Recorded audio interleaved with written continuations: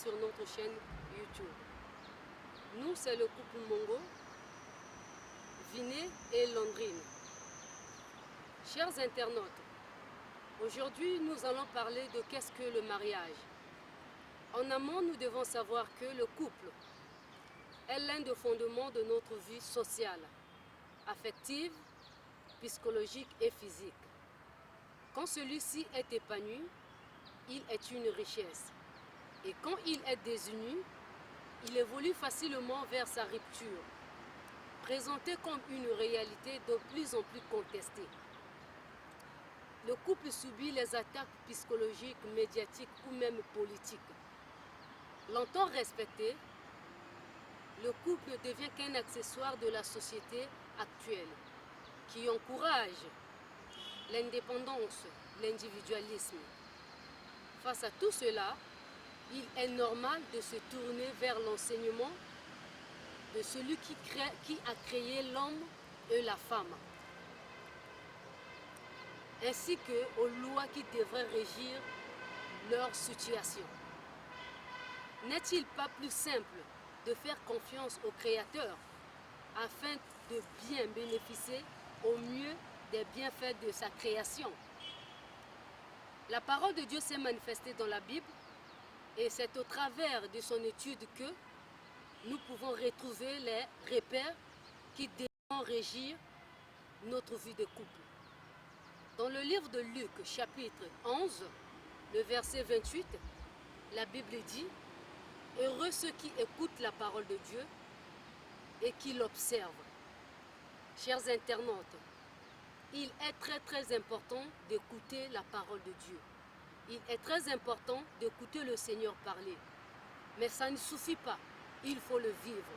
Cette parole doit devenir vie en nous. En nous regardant, nous les couples, on voit le reflet de Jésus à travers nous. Que le Seigneur vous bénisse abondamment. Je disais qu'aujourd'hui, nous allons parler de qu'est-ce que le mariage. Et pour cela, j'aimerais inviter M. Mongo, si tu pouvais nous parler, nous définir qu'est-ce que le mariage. Merci beaucoup pour la parole. Et nous allons définir le mariage sur trois points de vue. Le point de vue sociologique, le point de vue juridique ainsi que le point de vue religieux. En amont, nous devons savoir du point de vue sociologique que le mariage est l'une des institutions les plus anciennes, souvent entérinée par la loi, unissant un homme et une femme pour former un foyer.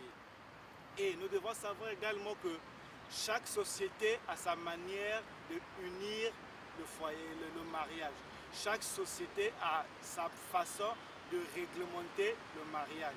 Mais l'importance du mariage est universellement reconnue.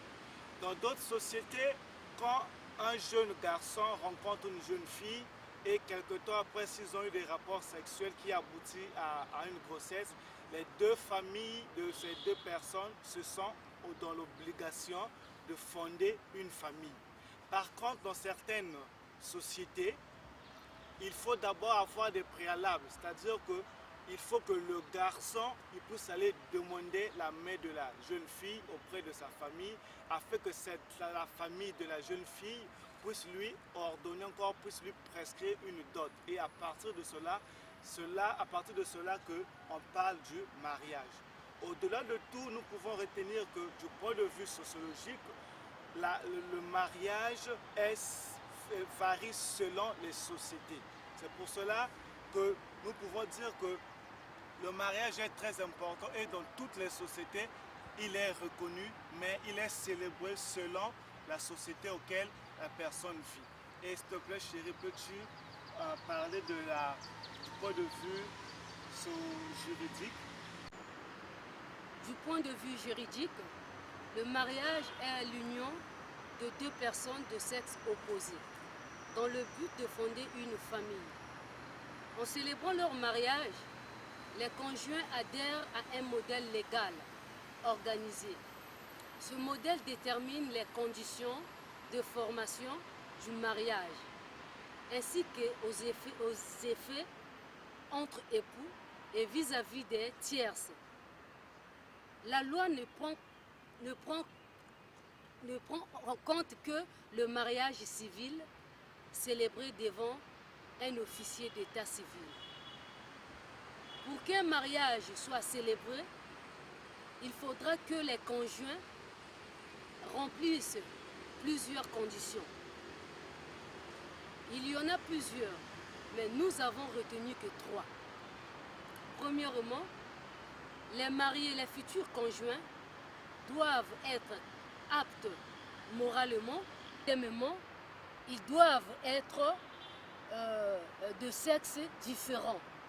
Troisièmement, ils doivent subir les visites médicales. Papa, est-ce que tu peux nous définir le mariage du point de vue religieux? Oui, je peux, merci. Mais enfin, au point de vue religieux, nous devons savoir que le mariage est une institution divine. Et le mariage, ça fait partie des choses que Dieu avait créées et que Dieu avait déclarées bonnes avant la chute de l'homme. C'est-à-dire, quand Dieu créa l'homme, avant de créer l'homme, Dieu avait créé d'abord les animaux. Et quand Dieu créa, il disait toujours que cela était bon. Et quand Dieu a créé l'homme, il s'est dit qu'il n'était pas bon que l'homme soit seul. Et Dieu a voulu créer une femme. Et la Bible dit que non, Dieu prend la côte de l'homme, il forma la femme. Et à la fin de cela, Dieu dit que non, cela était bon. Et nous devons savoir que le mariage, c'est l'union d'un homme et une femme de sexe opposé. Et cette union a droit d'être seulement par amour. À cela, qu'est-ce que nous voulons dire? On se marie, c'est par amour. J'aime ma femme, elle m'aime, à partir de là, nous pouvons aller au mariage. Mais je ne peux pas m'engager dans le mariage parce que comment dirais-je, par contrainte, par imposition de parents. Non. Et nous devons savoir aussi, le mariage du point de vue religieux, c'est le libre consentement des époux. Donc personne ne nous impose d'aller au mariage.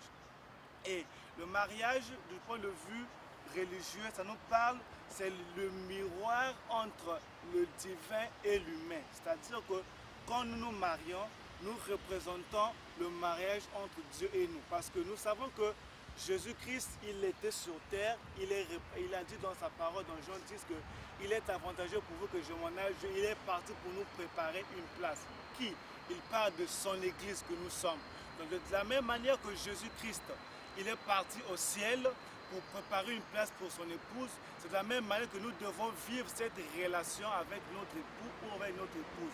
Donc le mariage, c'est très important entre nous. Et en définitive, nous devons dire que, en définitive, pour le chrétien, le mariage est l'union et l'engagement de 2 enfants de Dieu. Du point de vue religieux, le mariage est l'engagement de 2 enfants de Dieu de sexe opposé qui consentent librement de s'unir devant les hommes, devant Dieu et devant les parents afin de former un foyer. Et cela est fondé sur le principe de la fidélité et du respect mutuel jusqu'à ce que la mort nous sépare. Donc en gros, nous devons retenir que pour les enfants de Dieu, il n'y a pas de divorce.